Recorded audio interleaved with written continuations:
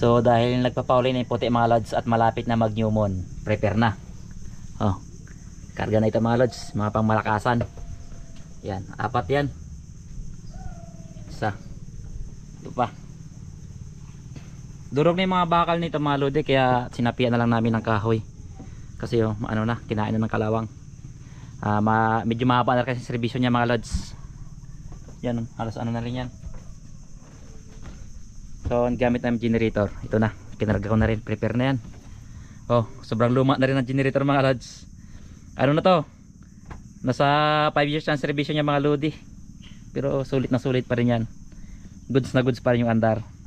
Convert na yung tangke niya, hindi na namin ginamit, gawa ng ano, madalas mabarahan ng kalawang yung ano mga lods. Kahit may filter, tumatagos yung kalawang dito sa carburetor.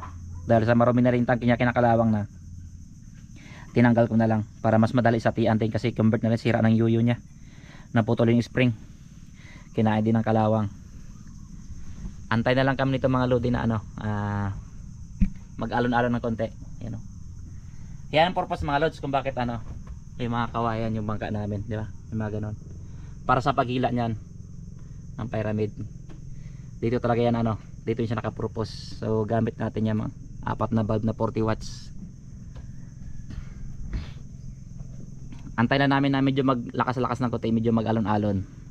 Operation naman kami mga lods, dahil kapag kakalmada talaga, wala, dapat gaytong labo ng tubig. Kung gaytong labo sa labas, goods na goods yan. Yan. Yan prepare na rin, naka-ready na. Sa kay utol wala pa, doon kakarga na lang yan kapag may panghuli na. Pansin may mga kawayan din mga lodi.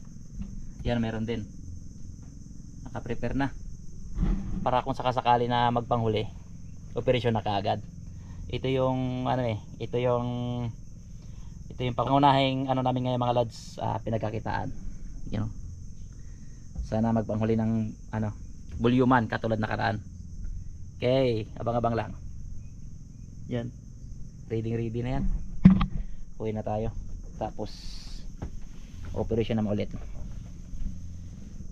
Okay, let's go.